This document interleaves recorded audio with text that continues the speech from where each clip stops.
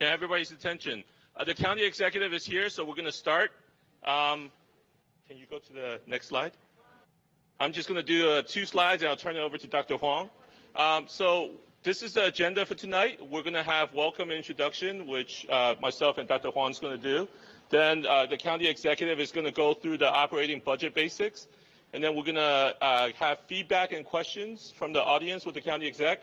And now remember, the way that the U.S. government works is you have to ask. It's basically the squeaky wheel gets the grease. So if you don't say anything, we probably don't know that you need it. So if you have any kind of questions you need to ask, please stand up, ask the county executive. He's right here. Our county executive has decided to have these budget forums before actually making a decision on the budget so he could hear from the community. So he's here, so you guys please feel free to ask questions today. And then after that, we'll have closing remarks. And as a citizen, your voice do matter.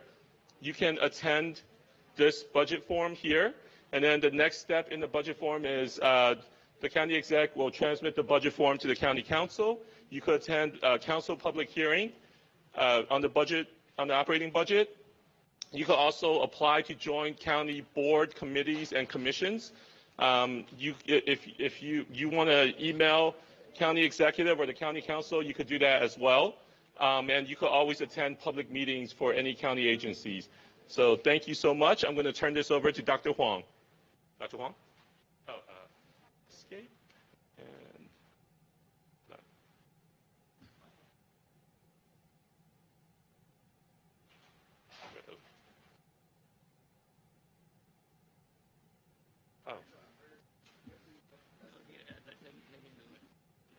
Oh, okay, good. 大家好。안녕하세요. And Chowboy Toy. That's Vietnamese. If you don't know that.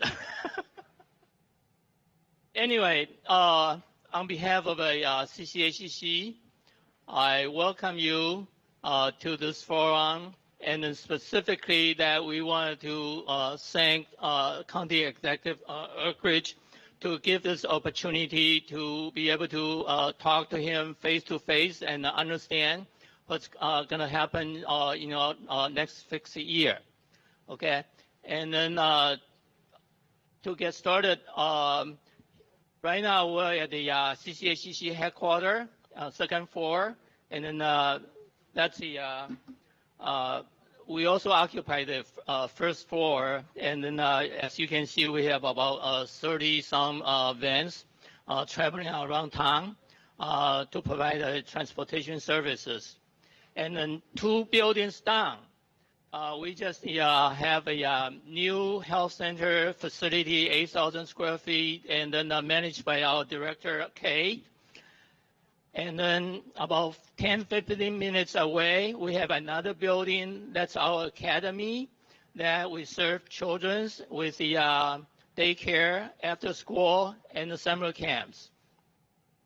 And then about 15-20 minutes away, around the Canyon area, we have a sports center that in the summer when weather is good, we can play tennis and swim in the outdoor.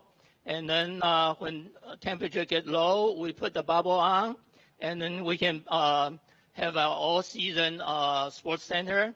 And then in addition to the tennis and the swim, and then we can also play the pickleball. And then that center is managed by Mr. Zixiang Li. And then, as you can see, so we actually serve people from very young, 3 or 4 years old, all the way to over 100 years old, with our gallery, with our sports center, with our community service center. And then our health center will serve people, young adult, all the way to the seniors. And then we already talked about the academy. And then we have a in-home care and adult daycare to take care of the seniors.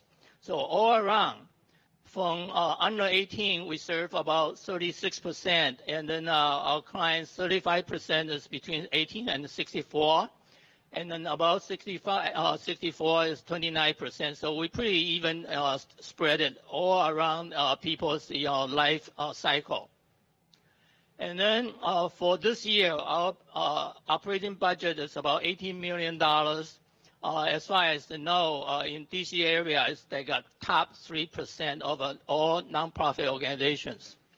And then we have about 370 active staff, 118 full-time, more than 200 part-time, and we also leverage with more than 800 volunteers. And then we speak Chinese, we speak English, and then we speak Hindi, Korean, Spanish, and then Spanish, and then Vietnamese. And with that, we serve our customers about 60% Asian and 40% non-Asian, talking about diversity. Okay, this is a little commercial for Mr. Erpich. I don't know about you. I tell you that if you are not following him with his weekly update, you're missing a lot. And then if you do, you'll find out how much effort they put in to take care of us and to make us happy. And then it's tremendous of effort. And then I personally totally appreciate that. And then thank you very much. And then we know he doesn't like a water bottle, but then he is forced to use that bottle. But then he got this one much better, pickle jar and recycled it. And then solar energy brewed, and then no gluten, no carb, and then no nuts, and free of everything. So talking about free of everything, what if Montgomery County can be a tax-free county? And then that is not to say we also probably wanted to see we get 5-star services and then with 100% guarantee. Is that okay? Okay. Whoa, what was that?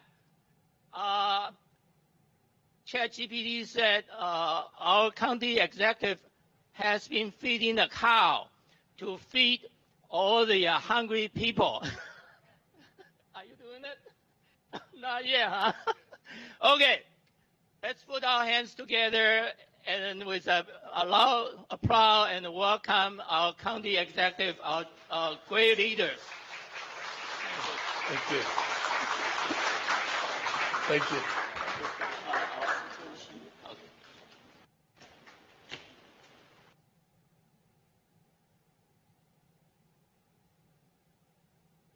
Click away.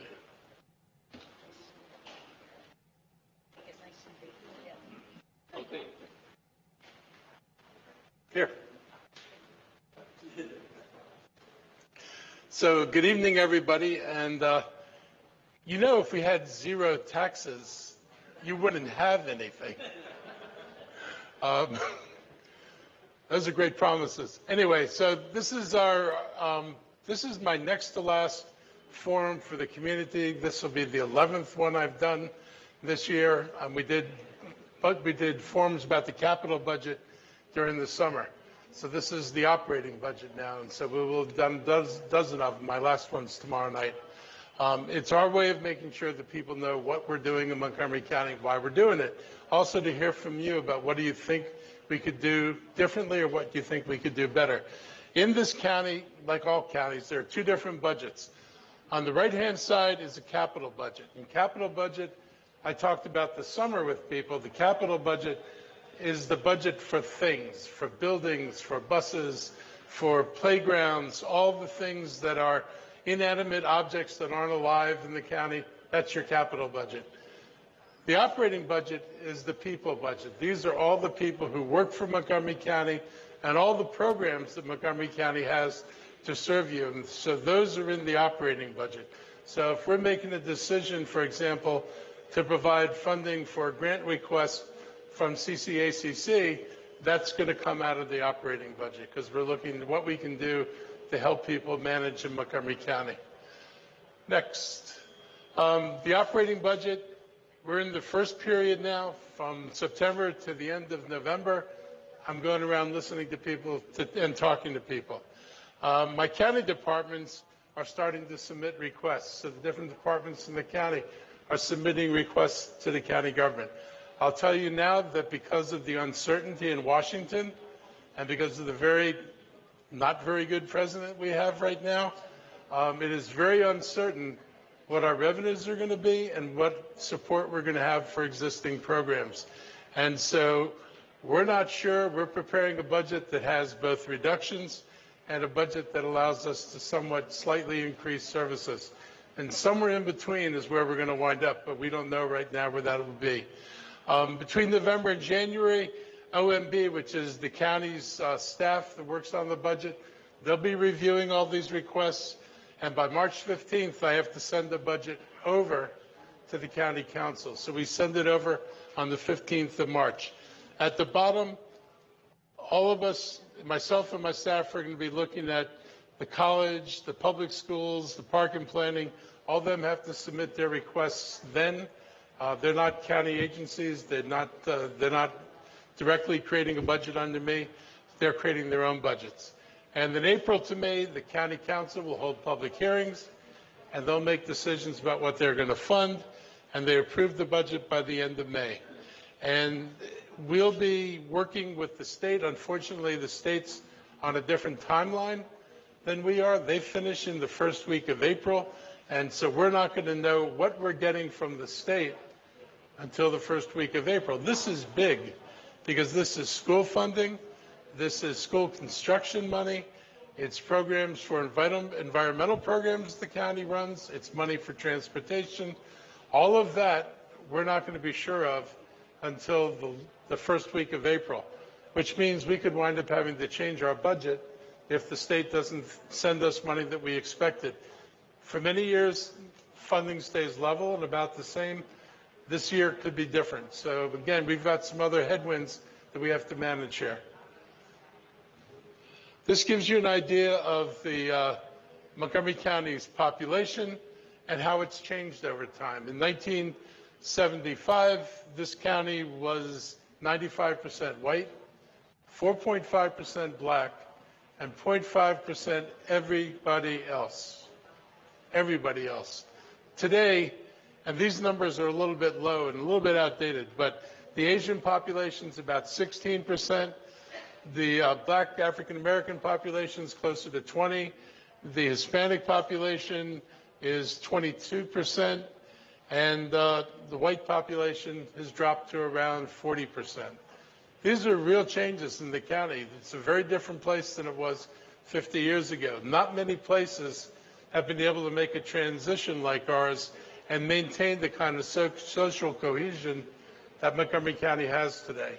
And when I go overseas, I just got back from a trip to China and Japan. We're talking to people about bringing companies over here. We talk about how diverse Montgomery County is. And we tell people that you can go any place in the United States. Somebody could build you a building. Somebody could find you a piece of land. I can do that too. But there are almost no places in this country that are as welcoming and inclusive as Montgomery County is. There aren't counties in this country. We are nationally the most diverse county, ethnically and religiously, in the entire United States. So we're the kind of place that no matter where you come from, if you come here, you will find people that are familiar with your culture, from the food to the religious practices to the cultural practices. This makes us very attractive to people from countries around the world.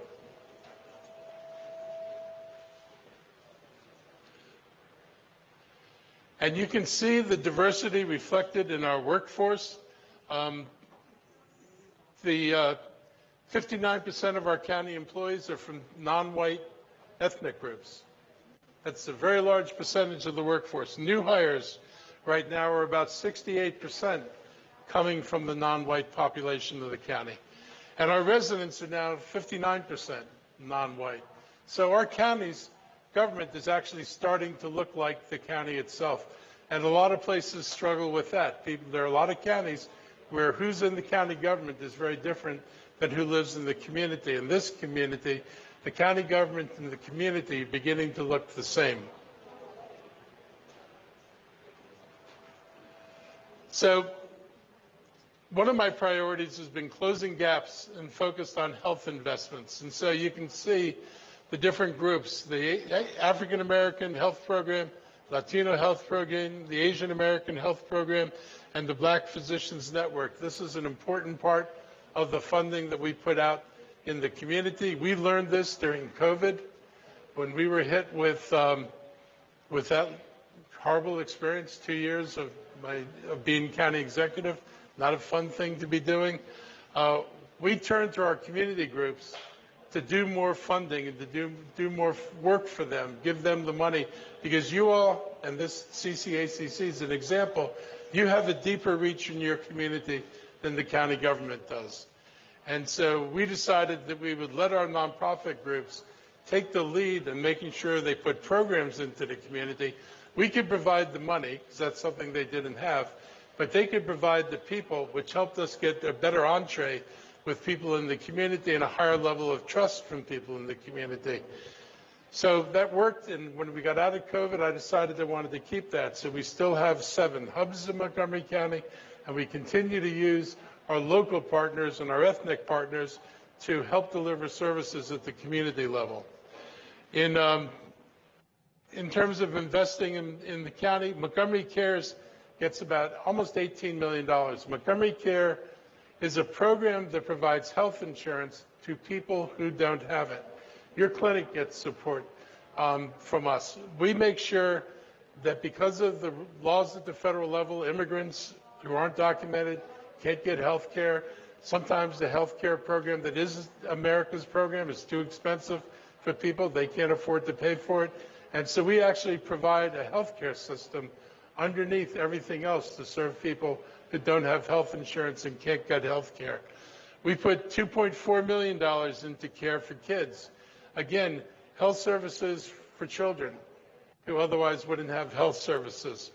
Our mobile clinics are up to $1.1 million. We now have a couple of vehicles to travel around the county and bring medical services to people where they are, rather than making everybody come to one of our clinics. So again, it's helped us reach out deeper into the communities.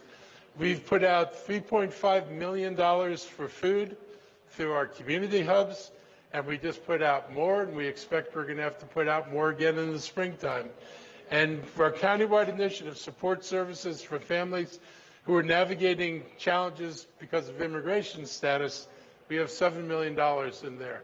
So this is a lot of money going to make sure that the people who live here have a chance of being able to thrive here, and that's important.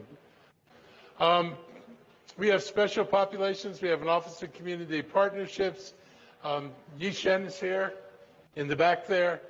He's my liaison, and he, like the other people in the Office of Community Partnerships, work with community groups around the county, particularly the ethnic and religious groups. They take information from those groups back to the county government, and the county government uses those groups to get information out to your communities. And the community liaison, and he's the Asian community liaison, that's the primary role, is to be a conduit between you and the county government, and it works both directions. This is what we've done on affordable housing. You hear a lot of people talk about affordable housing. If you look at the end of the graph, this is when I become county executive. There. 2020, my first full year as county executive. Look what we've done with affordable housing. We know the challenges that people face in Montgomery County to find a decent place to live at a price they can afford. And we're putting record amounts of money into affordable housing. We work with nonprofit partners primarily, so we can build units that are affordable. We get between 12.5% and 15% of any market development has to be affordable, but not deeply affordable. By deeply affordable, I'm talking about people who make less than $50,000 a year. And there are about 50,000 families in Montgomery County who make less than $50,000 a year. If that's all you make, you can't afford rents in most of Montgomery County, and you certainly can't afford to buy property. So we've been focused on providing support for housing for people who are at the lower incomes and middle incomes in Montgomery County, so they have a chance to stay here, and also build equity. Owning something is a lot better than renting something, but whatever the case, we're trying to make sure that people can get into housing here. In Health and Human Services, I talked to you about Care for Kids. That's a long-term program the county's had. We've increased support for developmentally disabled and adult medical daycare providers because the limits on, I guess it's Medicare and Medicaid, don't provide enough support to the providers to pay for the cost of the services. So the county is helping to supplement people who need those services by providing more money to the providers to help offset the costs that they're not getting reimbursed from the federal government. We have $39 million that goes to help deal with people who are homeless. It is an enormous investment in Montgomery County. We provide temporary shelters. We provide permanent supportive housing. These are major programs, and it's important because this is the only way we can keep people off the street. We can't keep everybody off the street. We still struggle to get enough money to have even more programs, but we do a lot of work to make sure that we get people off the street. If they are on the street, we make sure they've got places to go in the winter, so at least they're not outside when it's freezing cold. And we've been able to do that for the last few years, and we're going to continue to do this work. This is one of the places where the federal government is intent on hurting people. We just found out the federal government's going to cut $8 million from a program that provides housing first for people. So when we get a homeless person, we try to get them into permanent housing, called permanent supportive housing. That $8 million makes it possible for 500 families and about 700 or 800 total members of families to be able to get housing. The federal government's going to cut it off. They're going to reduce it to 30% of what it is today. It would mean the loss of housing units for 500 people in the county. I don't know what the president's thinking. I don't know what his moral compass is, but it's certainly not somebody who cares about other people and feels the responsibility that I feel to make sure that everybody has a home and shelter over their head. Nobody in a modern society, nobody in the richest country in the world should not be able to find shelter. And a president doesn't understand that, really doesn't care very much about what people experience. This is our public safety. We continue to try to grow our staffing. We were down at one point, almost 200 officers. We've improved our recruitment. We've added some special programs. The University of Maryland agreed to give people who go through our training program 60 credits and a degree. We had a requirement that you had to have 60 credits before you become a police officer. So people who decided, I think I want to be a police officer, but didn't have a college education, they would either have to spend 2 to 3 years getting 60 credits and then apply, or they could go to every other county in Virginia and Maryland and get hired now without a degree. So the University of Maryland looked at our training program. They said, your training program is the equivalent of what you would do if you were in college. They're going to give them 60 credits for what they do. So now we'll be able to take people in who don't need to get a degree. They can get their degree here. They get better pay when they get their degree. It also applies to officers who already went through the training. They're going to get 60 credits. So it's good for everybody, and it's going to help us bring more recruits into Montgomery County. We're also changing the laws, get the state to change the laws on marijuana. In the state of Virginia and most other places, if you smoked marijuana last week, but you apply to be a police officer, and you're going to be clean after that, you can be hired there. In the state of Maryland, you have to wait 3 years. So we're losing people to all the surrounding jurisdictions because of the idea, these backward ideas by the state of Maryland, certain people in the state of Maryland. The governor's trying to help us, and we need to be on the same footing as Virginia is. We have a real-time intelligence center, and we're using drones in Montgomery County for the first time. The drones have been really helpful. When there's a crime, we put a drone in the air. There are 4 right now. There are going to be a few more, I think, in this next budget.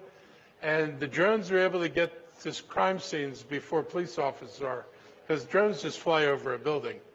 And they're in the downtowns. They're in Silver Spring, they're in Wheaton, they're in Gaithersburg, Germantown area, and they're in Bethesda. And we're going to expand some of them into the East County.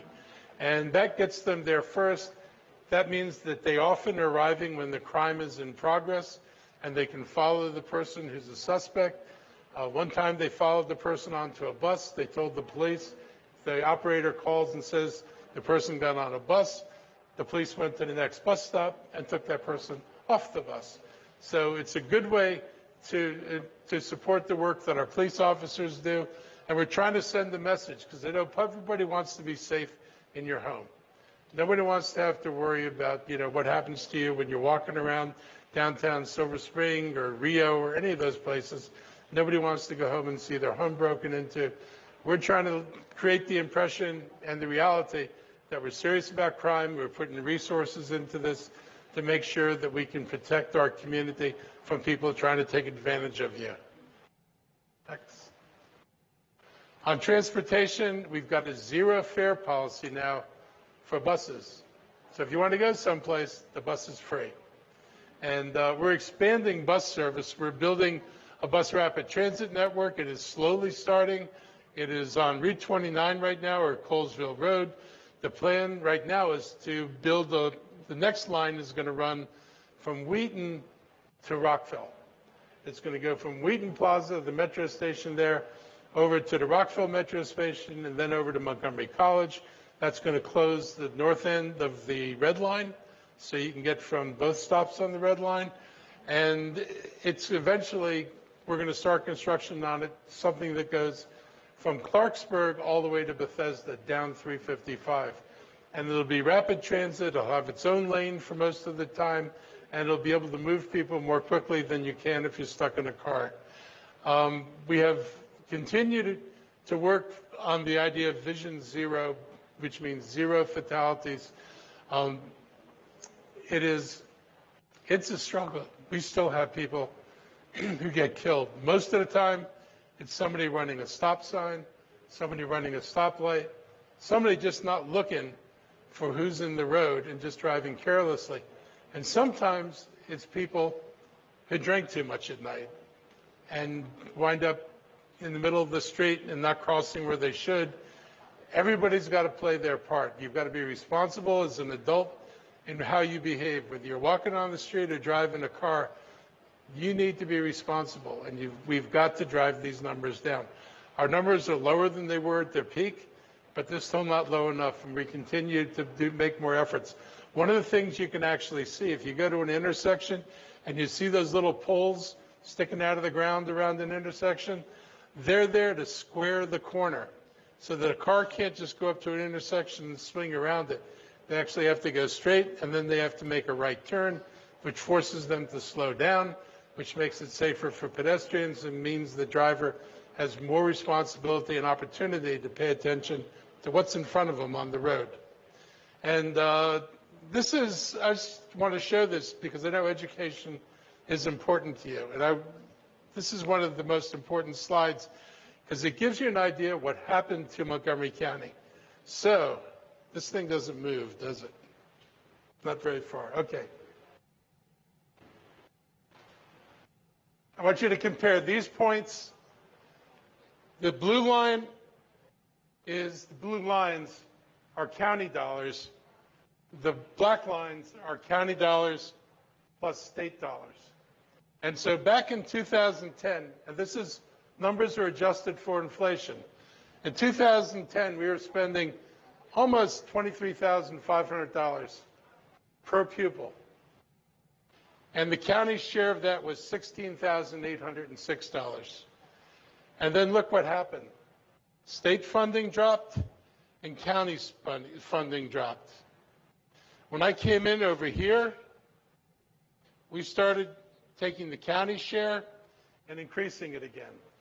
We are now about $2,400 less now than we were spending in 2010, and combined we're about a little over $1,000 below where we were when you count the state money.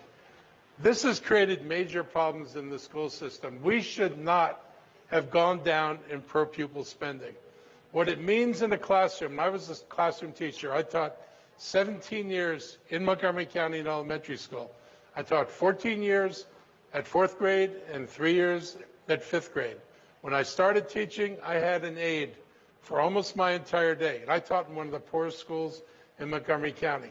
And when you have kids who don't speak the language, kids who enter school not knowing English and don't learn it quickly enough and they fall behind, and you have to have 3 different classes in the same 90 minutes that we used to do one class in. And so you're splitting your class into 3 different levels, and that means you only have 30 rather than 90 minutes to teach a lesson.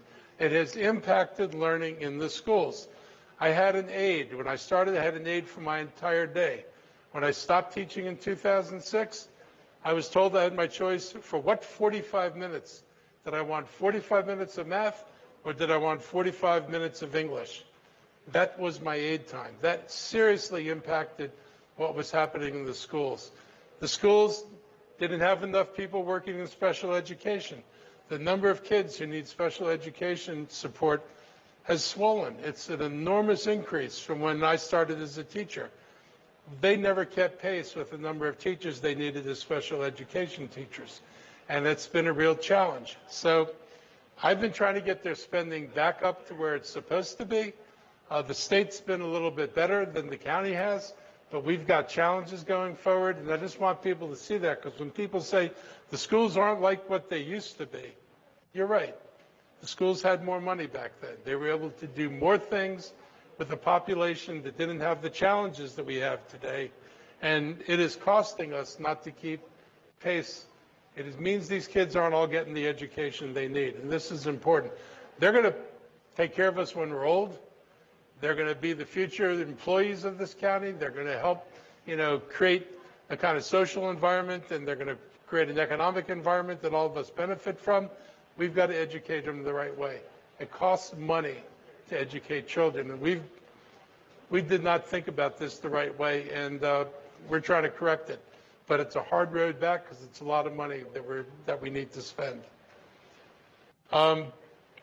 Speaking of MCPS, you can't ask me any questions about the school system because MCPS is completely separate from the county government, except for money.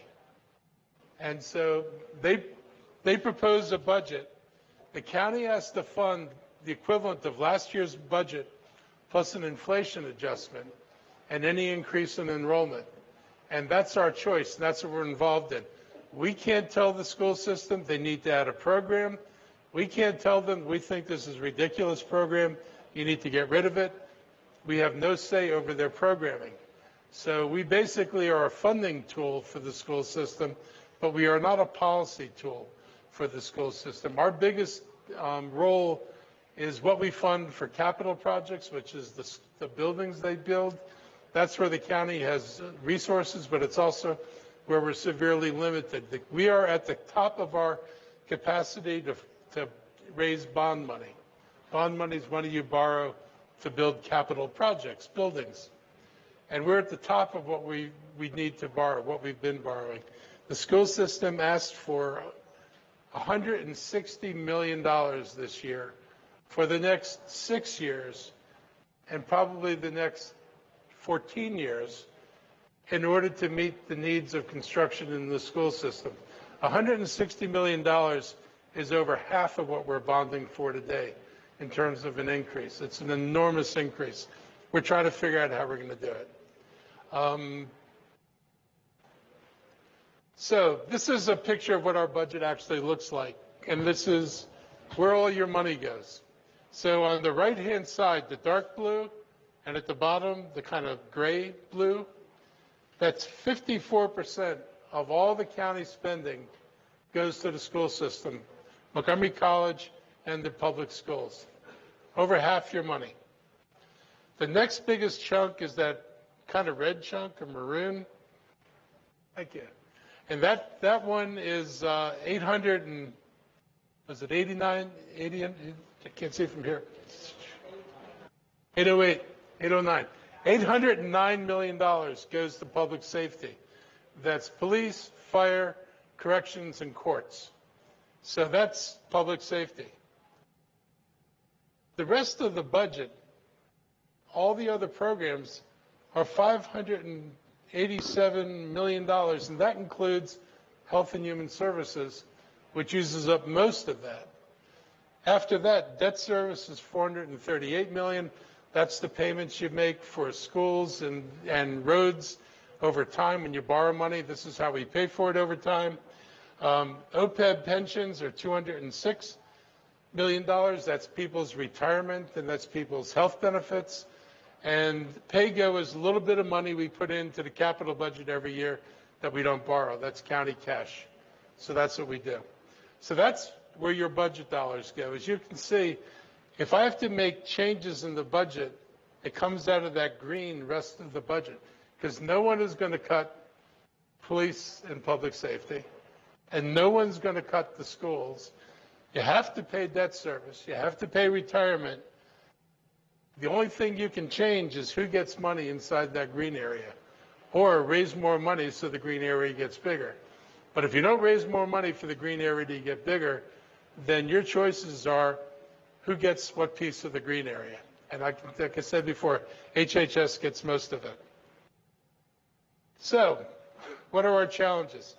The county has more people in need. That's just what we're seeing. Schools cost more than they used to. We have less budget flexibility in terms of where we move money.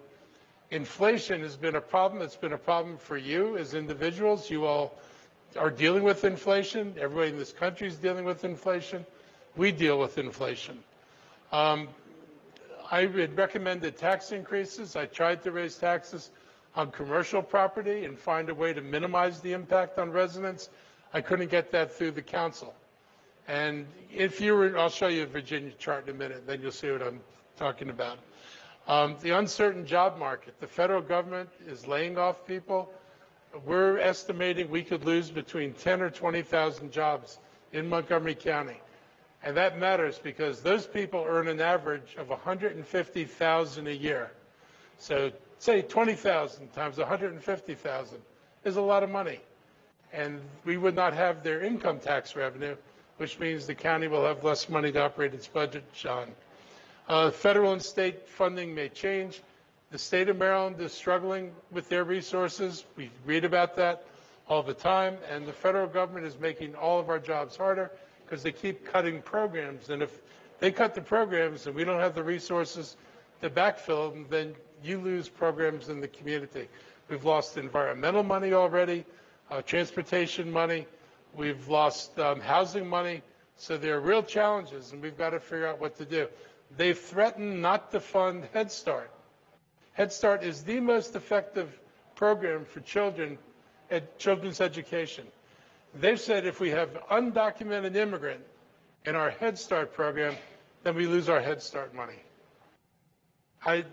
Again, it is incredible the level of cruelty that these people are willing to go to. And all this pain on us is to give billionaires tax cuts. Any billionaires in this room? Okay, gosh, you guys aren't benefiting from all this. I mean, all the pain and all the cuts that he's putting onto the budgets are coming about just so people can pay less taxes who make billions of dollars. This is insane. It's not like you have a difference of opinion about where to spend money. It's, you know, should I build this or should I build that?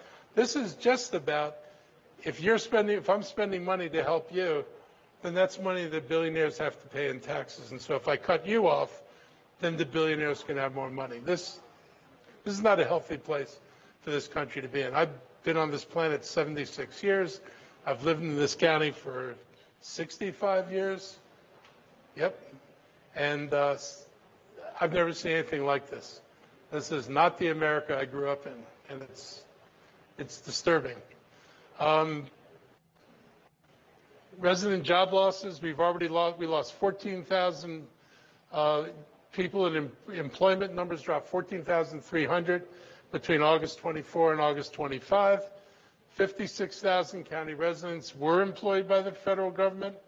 As of 2023, we lost 15,100 federal jobs since January. That's a lot of people. October 1st marked the separation of federal employees that took the buyout. So people who took a buyout, their jobs went away October 1st. So we're going to see those people coming on the unemployment rolls unless they're lucky enough to find jobs very quickly.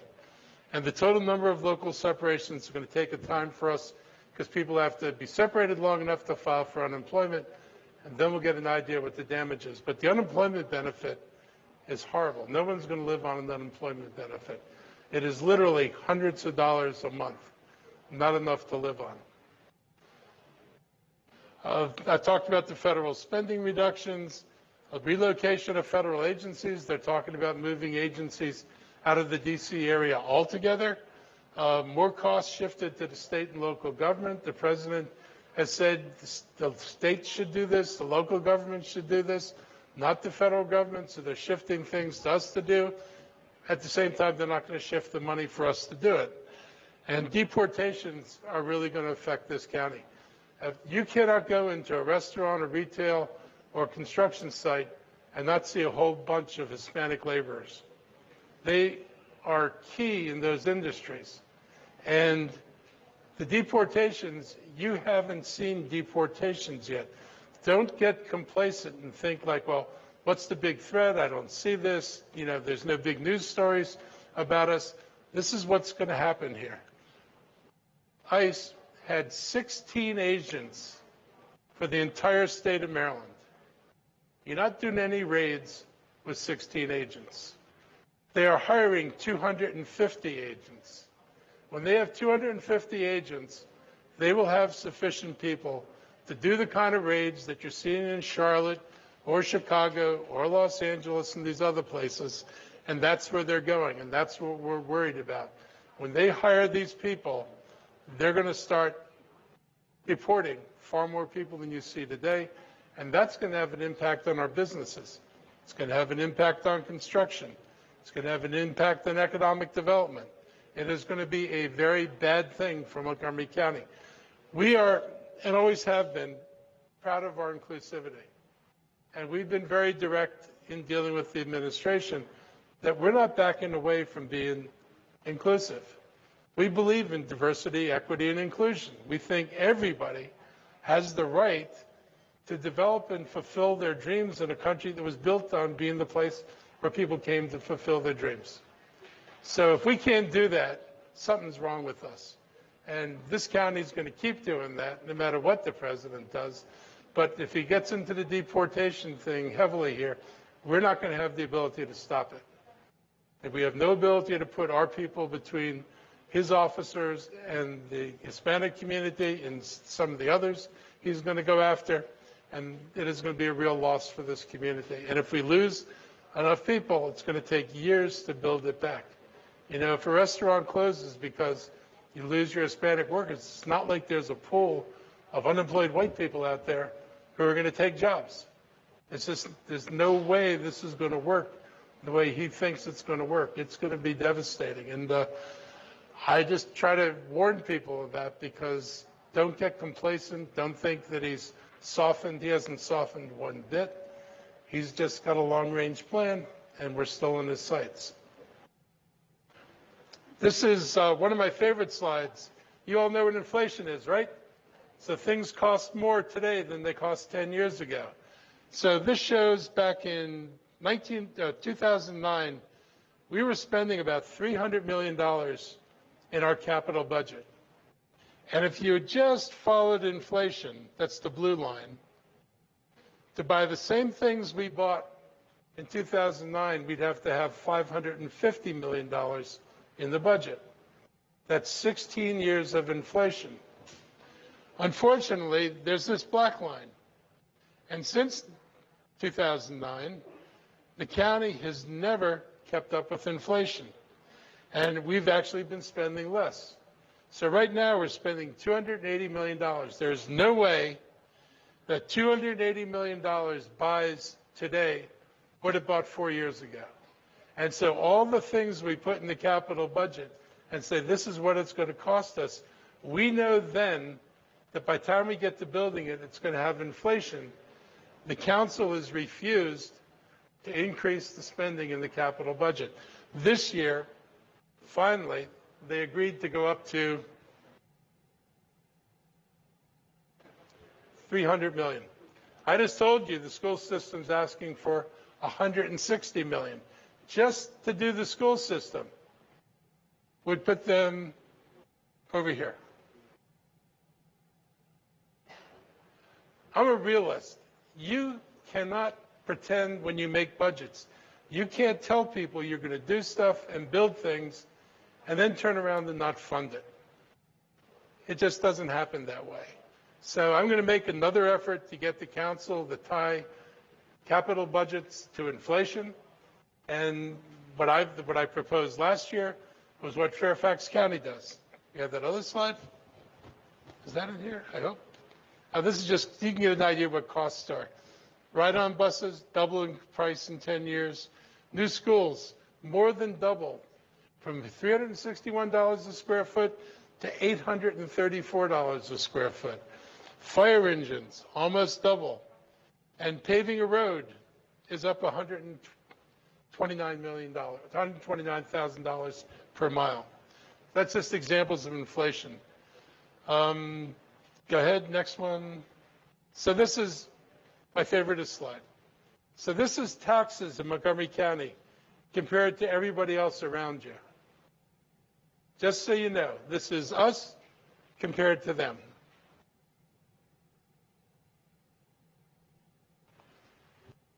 That's Montgomery County. Your tax rate is $1.2.5. This is Frederick County. I hear people say, well, I'm going to go to Frederick County. Their taxes are lower. No, they're not. Their taxes are $1.11. That's 9 cents higher than Montgomery County. You could go to Fairfax County. Their taxes are $1.15, almost $1.16. Howard County is beautiful. Their taxes are $1.33. Prince George's County, $1.37. Reston, Virginia, $1.36. Washington, D.C., 85 cents. This is why, and this is what makes us different. In Maryland, our tax rates for residential property and commercial property are the same. And so if I need to raise money, which I would normally try to raise from developers to pay for the cost of the infrastructure they need, I can't do that because I can't raise taxes on them without raising taxes on you. That's true in Frederick. They raised their taxes generally because they had things they needed. It worked for them. But go to Fairfax County. Their residential taxes here, their property tax for commercial property, that's their base property tax. But if you're in Tyson's Corner in Virginia, it goes up to $1.50. So when somebody says businesses are running to Virginia because of lower taxes, not true. They're paying $1.50 over there for what they pay $1.02 over here. They're going there because Virginia took that money, the difference in taxes. They weren't allowed to spend it on schools or food or health. It all had to be spent on infrastructure, primarily transportation. Virginia is killing us on infrastructure. They build projects that we can't even dream of building because they have this extra tax money that comes from the developers. Same thing over in Reston, Virginia. They're almost $1.49 compared to our $1.02. Washington, D.C. Residents only pay 85 cents. If your property is worth more than $10 million, which is almost everything in D.C., it's $1.89. If your property is worth between $5 and $10 million, it's $1.77, which is there. And if your property is worth between $2 million and $5 million, it's $1.66, which would put it right about there. This is how you get this. Taxing the private sector and commercial property makes it possible to get that. And you can go downtown and you see they're still building buildings in downtown Washington. This has not kept them away. You go across the river to go to Tyson's Corner, you see buildings everywhere. That tax rate did not scare them away from Tyson's Corner. And this is what I've been trying to get people to do in Montgomery County. If we don't build infrastructure, we don't even compete with Virginia. If you don't compete, you're not going to get jobs. If you're not going to get jobs, you don't build your tax base. It's a problem. It works next door to us. We ought to be doing the same thing here. So I'm going to make another push on the council to get them to come into the modern world and change our taxes to something that looks like what our competitors do, because it works there, it would work here. And with that, I'll take your questions. Thank you all.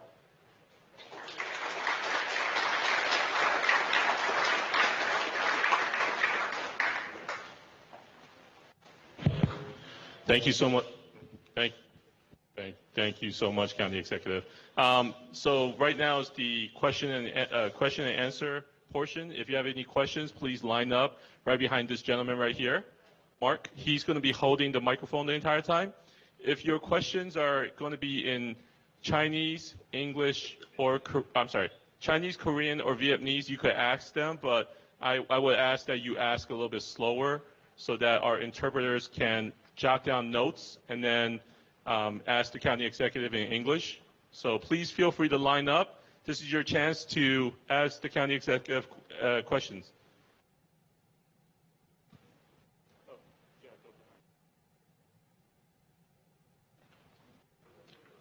Thank you. Hi, Executive Director. So I appreciate the transparency in everything shared here. Really appreciate. And also I share the impression that you just mentioned. Last night we just drove from Virginia to Maryland, and we do see the difference of the road condition. So thank you for sharing that. So my question is actually, I work for the public health sector, and CCACC Health Center have been doing a lot of the work, and including the COVID vaccine and all the effort. And I'm very happy to see that our partner, the Black Physician Committee group, they got a lot of funding from the county to just form a lot of service. Very kudos for the county to fund that initiative. But on the other side, I just don't see the same effort or the same support for the Asian American community. When I look at the slides, Asian American, it's a few, like 5 points less than Hispanic speaking population, and 2% less than African American population. While the health funding that you funded for African American population is 2 times of the Asian community, and Latino health community also get almost 2 times of the Asian population. So that's disheartening.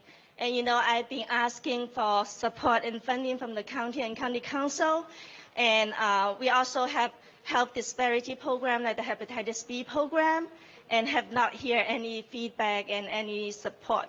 So I want to hear from the county and the decision maker what is lacking, and why the Asian Americans' health are not heard. I mean, the need and the cry are not heard. Because it's not strictly based on population's numbers, has a lot to do with poverty. And there is a world of difference. For example, I'll give you the bluntest number. The average income in Montgomery County, the 2 highest incomes in Montgomery County are white and Asian. The Hispanic and Black community average income, per capita income, is half of the white and Asian population. So we have far more people without insurance. The entire immigrant community and the Hispanic community has no insurance.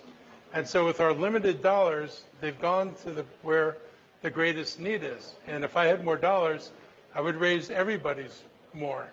I'm not happy with where I am right now, but you got to understand this. It comes down to need with limited resources. Yes. So I want to let you know that day in and day out, we serve the community member. We do have Asian American community members who are homeless, who cannot pay for their health care, and who need a lot of help. And also in the CCACC Health Center, 13% of our service users for Montgomery Cares are actually Hispanic speaking. So that's one thing that we don't want to, just because of the name or because where we stand, we don't get the same support from the county. And also, I also have an additional question. Yes, I would love to hear, and then we can understand more from each other. And another thing is, last year, the county soliciting for a grant proposal for vaping cessation from June. And we do also put in a proposal, but that grant proposal literally saying only welcome African American and Hispanic nonprofit to apply for it. But in fact, we know Asian American kids vaping too, and there's a lot of needs. Can you send me a copy, if you have a copy of the proposal? Because it doesn't make sense to me they would limit who could apply for it. Right, I'll do that. So would love to maybe have some feedback or let us know what is lacking and why we won't get the support we need. Look, I think what's lacking is nobody gets the support they need. We're not able to compensate, even you use Montgomery Cares, right? You're a clinic.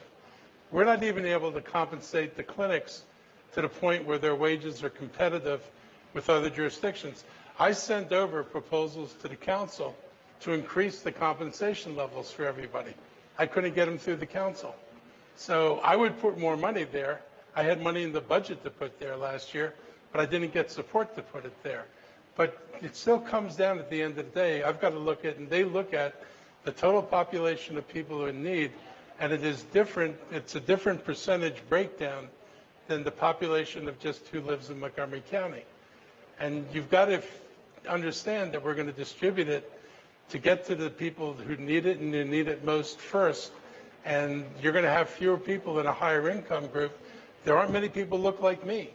You don't see any programs for people who look like me up there because the assumption is people like me all have insurance.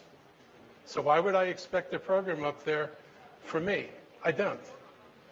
So it's as fair as we can make it with limited resources, but it's not enough for anybody. And I already know what requests I'm going to get from one of the health groups. I already know it's more than I can do, and it may be worse this year because we don't know what the federal government's going to do. But we can talk about it. Okay, so thank you. And what I'm hearing is the model minority need is really hurting us. Thank you. Oh, 我讲 is it English, Chinese? Whichever you prefer. Oh, okay. Chinese people don't work simultaneously. Okay, I'll just say maybe English. Well, first, thank you very much for the presentation. Actually, it's the first time I've been in a community conversations meeting like this. I think it's very helpful to know that from your clear presentation for me to understand much better where the money comes from and where it has been spent. And I think the county and you have done a great job in help different groups of minorities. So I really appreciate that. As a Chinese American, I feel actually I like the county and I think it's a great place for everybody. I didn't myself experience any discrimination or whatever, so I'm grateful to that. I have a question. I live on West Bard Avenue in Bethesda, and now our road is supposed to be, there was a big new development on the street, and then there's a new alignment of the streets and a lot of new development of townhouses and then condos. The density has been going to be greatly increased. And in the master plan, which was put in place in 2016, and then our street intersection with River Road supposed to be closed once the new road alignment has been finished. That road has been completed 2 years ago, but our road is still hanging there, and then nothing has to be done yet. It's supposed to be done 2 years ago. And then I think there was a little bit opposition from another street in the neighborhood, but I think they already had a lot of chances of expressing their opinions. And there were 3 hearings. One is in 2016. And then I went to the hearing. I spoke at the hearing as well. And I think 11 members of the councilmen, including yourself, already, there's 11 towards 0 votes agreed for the closure. And then 2023, there were 2 hearings again with the Avery community in our neighborhood, with the other street also well informed and presented. And So sure. yeah, and what I mean is that, okay, and also with transportation department, there's another hearing, and also they have a vote, and then to see everybody, express your opinion. We have a 131 for it, and then 28 against the email.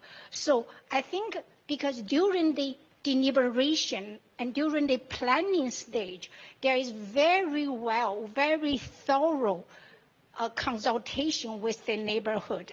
There is also very good study regarding whether this road should be closed and what's the impact.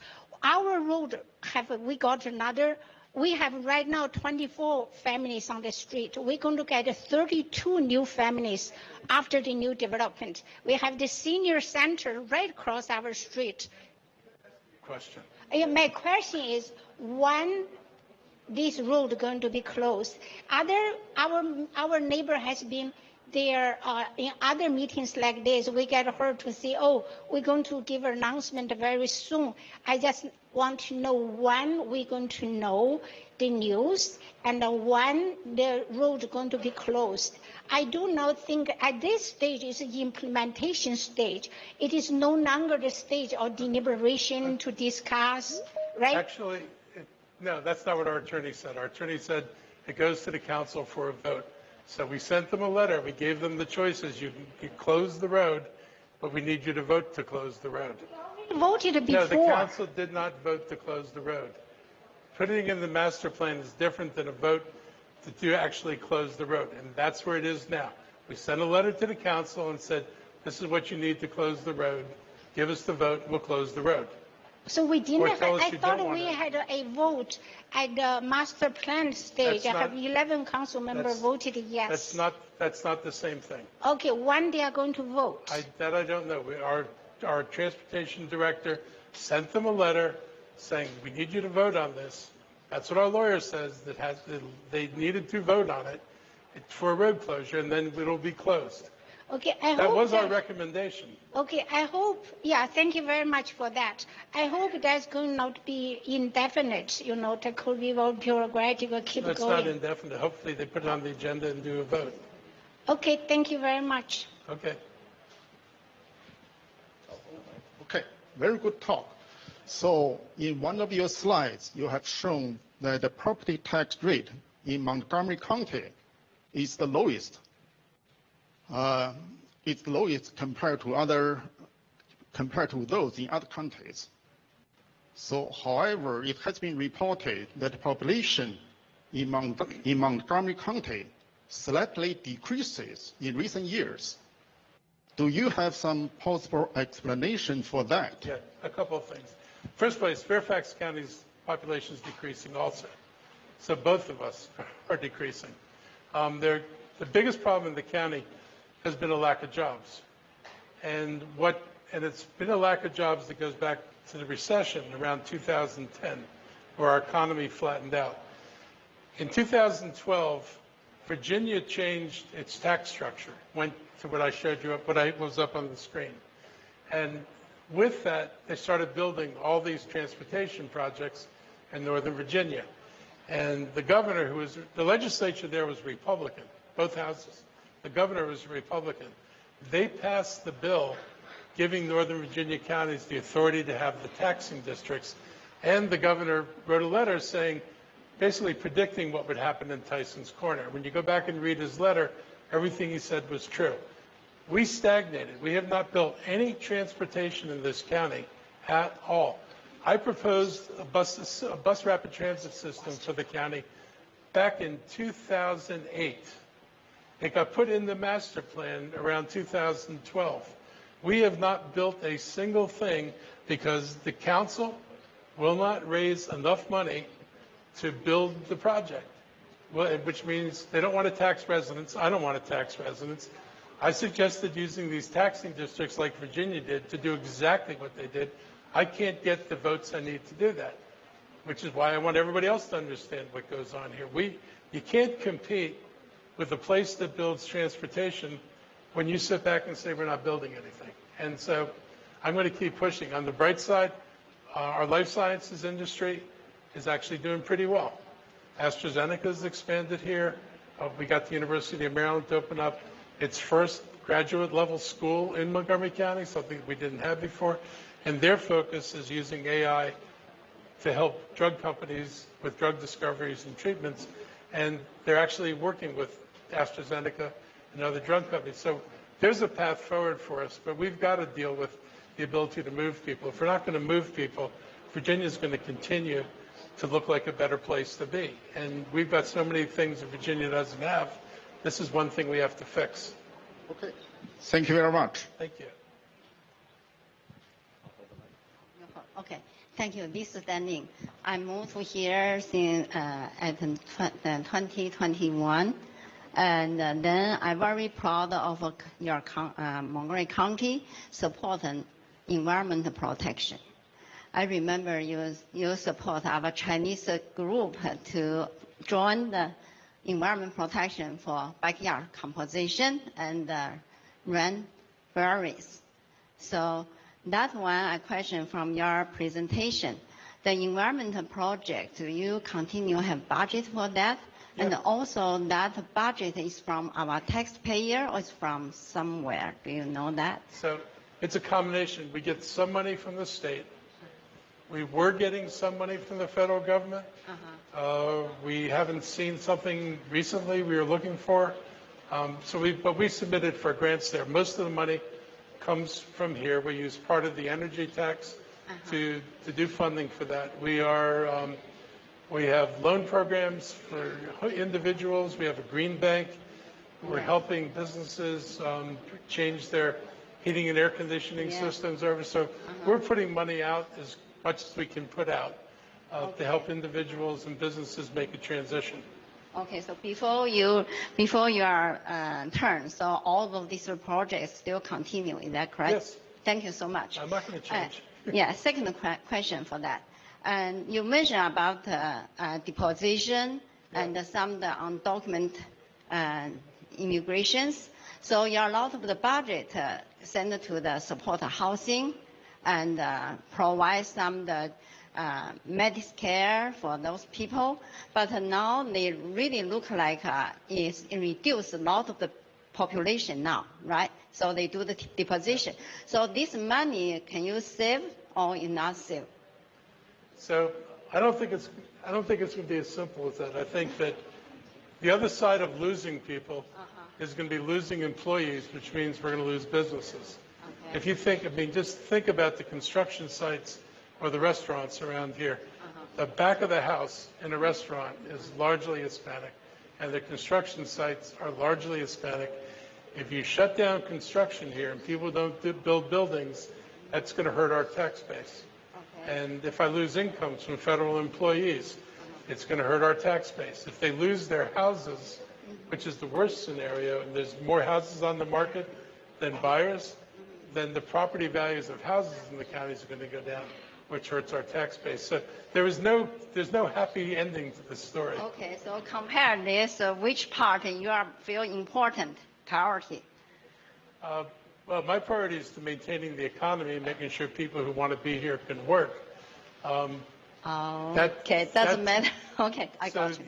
Because I think everything else, all the other stuff we do hinges on the ability to support it with the workforce here.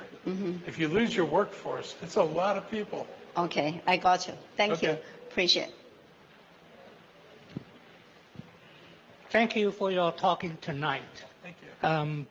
I have a question about using the limited budget, how to wisely, effectively use the limited budget. I have two examples to share with you. And our community road needed to be repaved every maybe 10 or 15 years. And like our community, the road was repaved on the beginning of the pandemic. During that time, the county hired the contract. Actually, they use the material is not very real quality. And what they do things, the machine, the equipment also not working very smoothly. So leave the results after the repave, the road quality even worse than before, not compared with the before. And the smooth things also not even. So the residents just complains. So I think that the budget is limited. We need to be very wisely, effectively use our limited budget. The county whether have any monitor system to examine the results of the budget. This question, example number one. Example number two, like our house get a WSSC to replace the water meter. They say this water meter is better than before. Before the water meter reading every 3 months, but the remote reading system was not good. They said after replace the new water meter as a new remote system, it should be getting better work. After replace the water meter a year and a half before, we still could not read water meter remotely. I have to report my water meter reading by myself every month, either through the telephone or internet, or send the pictures of the water meter reading. So the WSSC used the budget, try to upgrade the water meter and the remote reading system, but the problem not resolved. So I just get upset, disappointed. So if you will give Yi your contact information, Yi's back there. Yi Shen. Okay, I could. Okay, I just suggest the county budget needed to have a monitor system to see the results. WSSC is not a county agency. They're an independent agency, which is why if you give Yi your contact information and your address, we will contact WSSC and find out what's going on. And he'll give you a card. Okay. So you can reach out to him. As far as the road goes, if you tell us send Yi what your street address is or what your block is, so I can have my people go out and look at it. Sounds good. Thank you. We actually we have a system now, what's automated sort of. There's cameras on vehicles to go all over the county, and they're now rating the road system much better than we used to do it. If this thing wasn't fixed right, I would like to see it. So please help them, give them the right information, and we'll follow up. Thank you. Thank you. By the way, I'm a retired federal employee. Like my age, we have Asian people, Chinese people hired by federal government. That gradually will go to the retirement. That is still stay in Montgomery County. We love Montgomery County. We pay the tax dollar to Montgomery County. So we would like Montgomery County also pay attention to this particular population. Thank you. Thank you.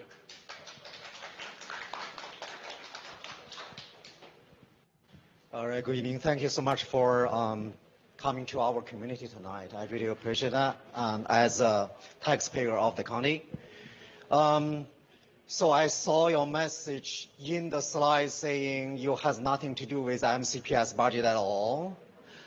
I think my impression is like, as taxpayer, I'm not really satisfied with that thing, because as you know, Asian American community, we are very value education.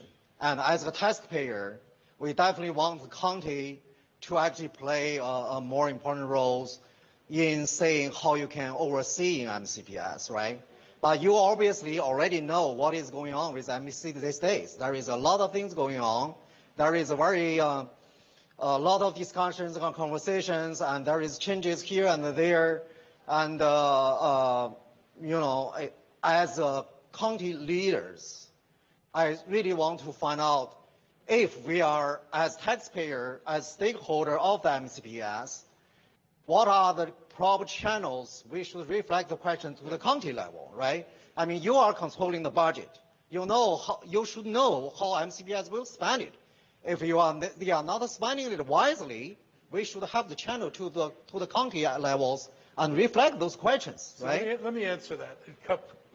A couple of things. First of all, the school system's a state agency, not a county agency.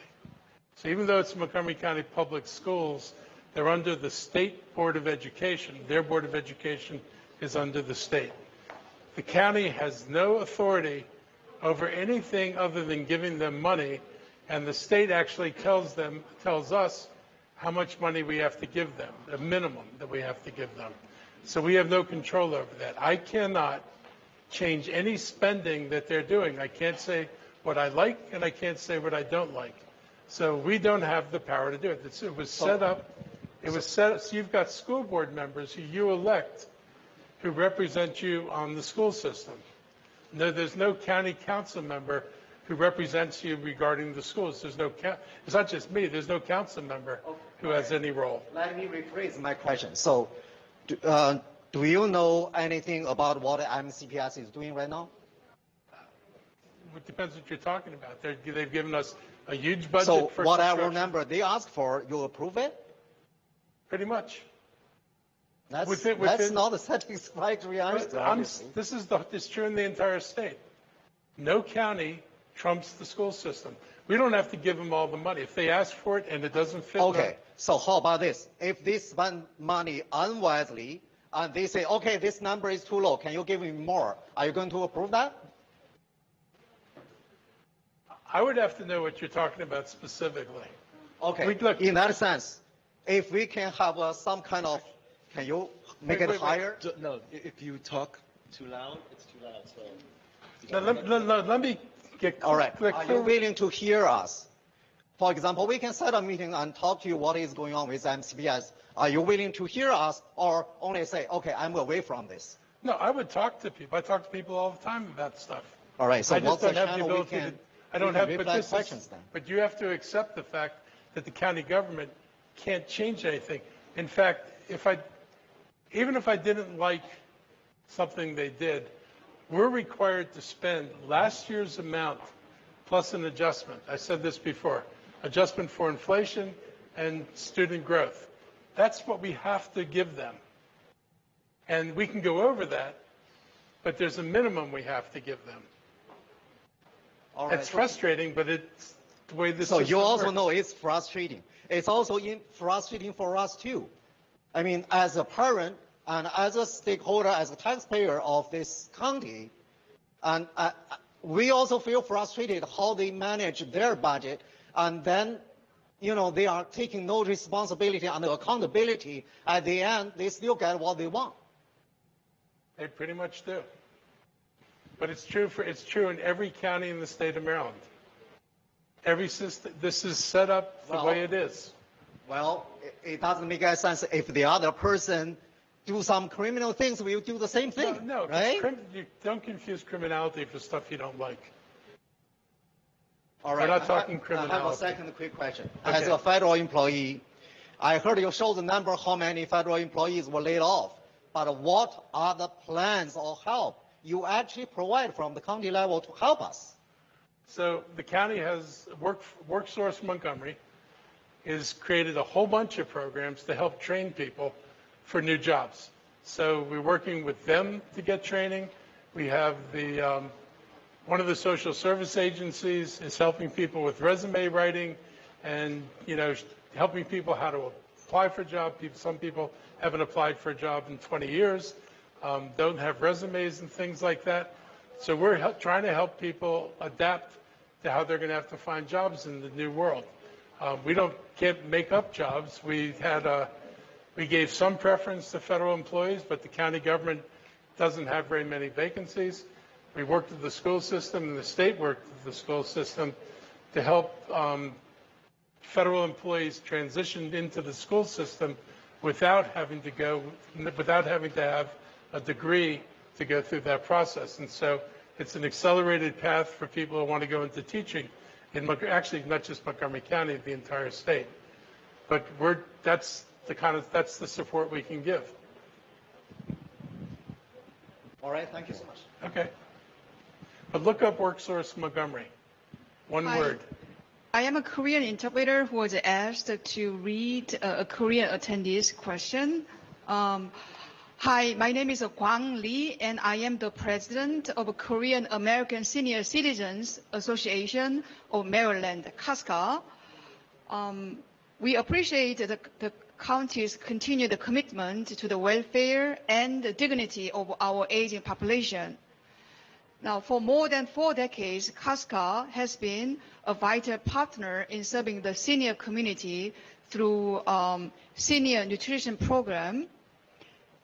However, the recent budget reduction over 60% of the fiscal year 2024 level for both fiscal year 2025 and fiscal year 2026 has placed an unprecedented strain on our organization's ability to maintain essential services. The current county allocation covers barely 40% of their total. This shortfall directly affects hundreds of older adults in Montgomery County who depend on KASCA's daily meal service. KASCA has already undertaken extensive cost-saving measures. However, these efforts, yes, so the question is, we have a request instead of a question. We respectfully urge the county executive and relevant departments to reconsider the depth of these cuts and to restore at least the fiscal year 2024 funding level for senior meal programs. I will look at. You've got to give me more information so I can get my folks to. Okay. Your question is right now, compared with the fiscal year 2024, fiscal year 25 is almost 50% cut. Yes. And also this year, fiscal year 26, that's a 64% is cut. I can see your tight budget. I thought all the slot, I can see that. However, that, for instance, like 36,000 something, compared with our 24 is 100,000. So we can leave just 4 months and all dry out. So this is a major problem for us. So I met SMP direct this year, May 22. She didn't give me any good Who's answer. SMP? Yeah. And What is SMP? SMP is a senior nutrition program. And I can give you the name or whatever. But she doesn't give any answer, anything. Why so? She says it's all boundary is cut evenly. I had to believe that. After then, on the top of that, 26 fiscal years budget is almost 60,000 cut compared with physically 25. So that means 64% cut. I hear you. Because that's unbelievable. We served all ethnic Korean people, the senior. With that money, we cannot survive. So when did you hear? Is this year's grant? Yeah, this is grant. When did you get notice of this? Last month, August. Okay. August, yeah, August. Yeah. I will have my people. Yeah, I have all supporting document with me. Okay. First of all, I want to say good evening, County Executive and other leaders in this room. I want to say thank you for this opportunity to come out here and speak to you all. My name is Samuel Wilson. I work at the Korean Community Service Center of Greater Washington, also known as KCSC. So for 51 years, we've been serving as a trusted anchor for the immigrant families in Montgomery County and also Fairfax County. And so through direct social services, health services, and family-supported programs. And so in 2023, we launched a significant program called the CDC REACH Fund, which is also known as the Racial and Ethnic Approaches to Community Health. And through this program, we were able to work with the local county government in Fairfax County also to try and enhance incentive programs, but also work with community parks to create new maps and also mural paintings in different roads. We're also planning to expand community-led walk audits and micro demonstration projects in Montgomery County also, and directly inform future county planning budget decisions and also built environment improvements. Yeah, so we're going into it. So we plan to, so while we appreciate county's investment and funding support, we would like to raise one important area for improvement. When communicating with multiple county departments, including public school parks, transportations, response and coordinations has often been slow and unclear with all of the local county governments. So as a frontline organization, timely communication is critical for us to coordinate, advocate, and mobilize solutions efficiently. So we are wondering if you have any advice for communication with county level governments in Montgomery County and also how that will look in the future. So I would actually probably have you talk to Yi and give him an idea of what you tried to communicate, what departments, because when I know that, I can have an idea of, like, did you go to the wrong people? Did you go to the right people and you didn't get the attention you were supposed to get? But without knowing all that, I can't tell you. But if you'll help get Yi the information, and you know who he is, right? Okay. Thank you. Okay. Hi, County Executive. Thank you for your talk today.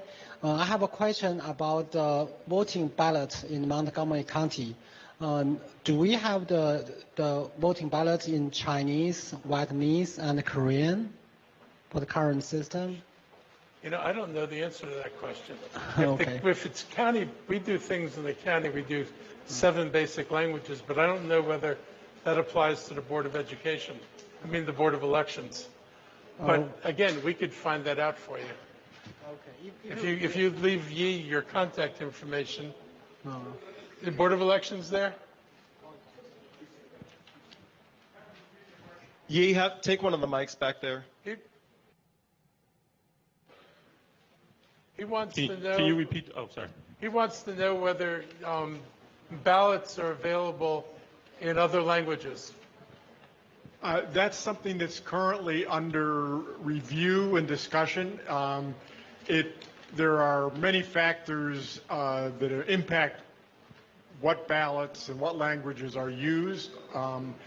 And if you'll come to my table afterwards, I will give you the information who to talk to at the Board of Elections and how that decision is made and what languages would be considered. So I'll be glad to help you over here, separate from the discussion. That's my question. Thank you. Last person. Yes. Thank you so much for being here, County Executive. And also thank you to everyone at all these tables. I know you all are here as well, and we really appreciate it. My name is Michael Jimenez. I live in Rockville, and I'm gay, half Mexican. My husband is a Pakistani American Muslim. We have 2 adopted Latino children. There's not many places in the world where we can exist as a family, and in our country even comfortably. But Montgomery County is one of them, and we're really thankful for that. One thing that makes that possible is the diversity of our community. And I think the linchpin of that in Montgomery County is DHHS.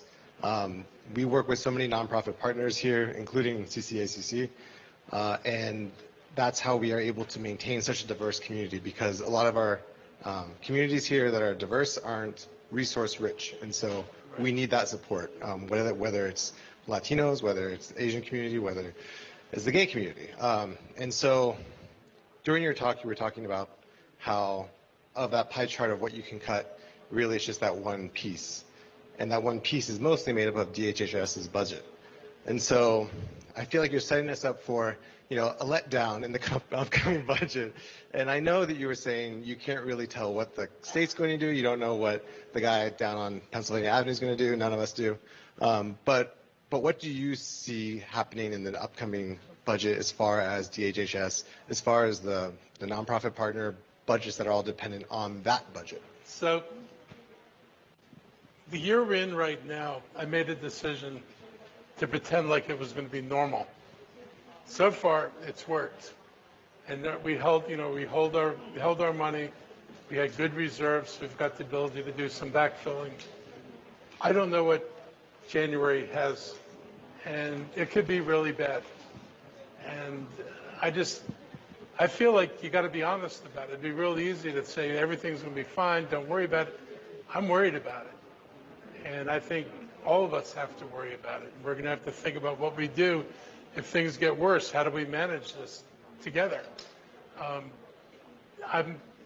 If I have the resources, I would raise things. Like I'm probably the only county executive who's put up multiple tax increases because I know the revenues we have don't meet the needs in the community.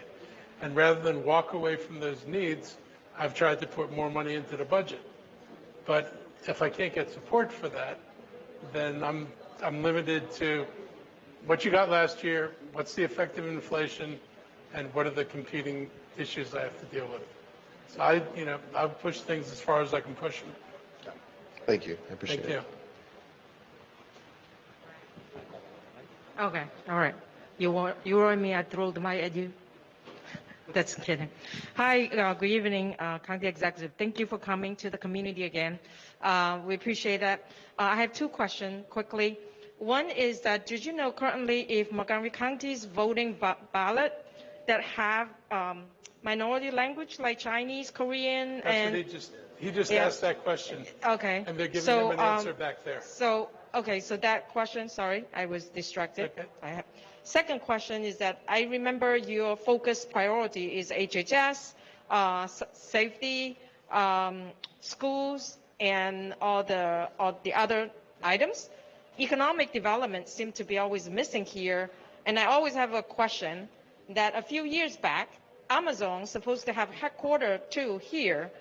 Have you ever envisioned if Amazon's here today with the data center, with all the business, the AI, will we have better tax revenue now? So Amazon is not doing everything they said they were going to do in Virginia. So it didn't pan out the way everybody thought it was going to pan out. We lost Amazon. Maryland outdid Virginia in terms of money.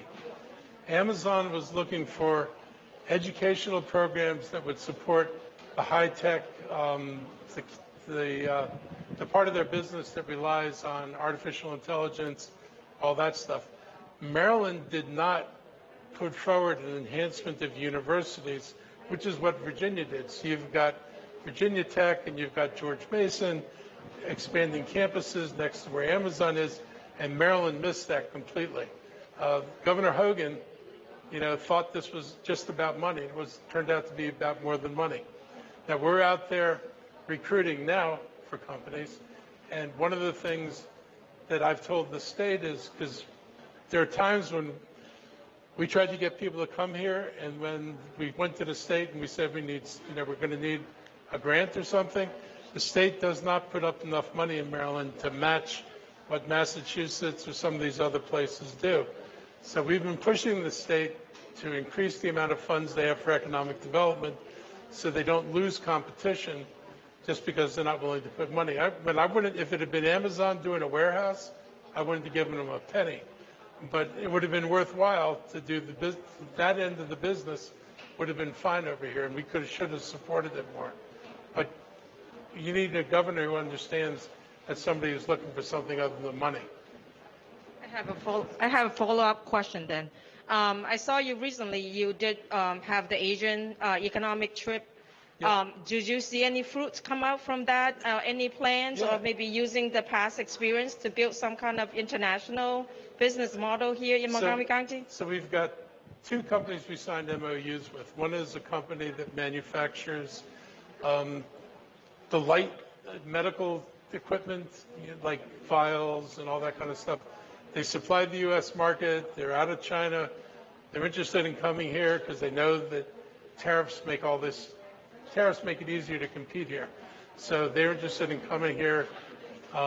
We had another company, it was an association of people who make molds for industrial purposes, and they have lots of American customers. They have no American manufacturing. They have no American service center, and so they're going to come over in March, talk to us about starting with a service center here, graduating to bringing over parts here so they can service their clients. And they are looking for land in the county where they can eventually build factories, multiple factories for the different mold makers that make different molds. When we went to Japan, where we spent 3 days this last time, we were there the day that Trump came, and we talked to them the day after with a couple of big industrial organizations there, and they said we had arrived at a good time because the Japanese Prime Minister had told Japanese industries they were going to have to make major investments in the United States. So one of the big things we're getting out of that is JETRO, which is this big Japanese agency. They were doing a presentation for North Carolina. North Carolina was in front of a bunch of Japanese businesses saying why you should come to North Carolina. So we're now going to be in contact with them about setting up an opportunity for Montgomery County to go over later this year and do a presentation for Japanese companies about why you should be here, particularly life sciences, because they told us that life sciences companies go to California. And we're like, you actually need to come here, because if your companies want to get a drug in the U.S. market, you got to go through FDA. FDA is here. So we're working on it. Thank you. Thank you so much, everyone who came up to ask questions, and thank you so much for everyone who came to the budget forum. I want everybody to give a big round of applause for yourself. And then thank you so much. This is the county exec really appreciate all of your questions, all of your feedback, and all of you for being here. And when he says we do not shy away from diversity, equity, and inclusion, this is the first one that we have in multiple languages. We have Chinese, Korean, and Vietnamese, so please give a round of applause for all of our interpreters too. So thank you so much, everyone, for being here. Thank you all. And if you have earpieces that you borrowed, please return them to this table. Thank you so much.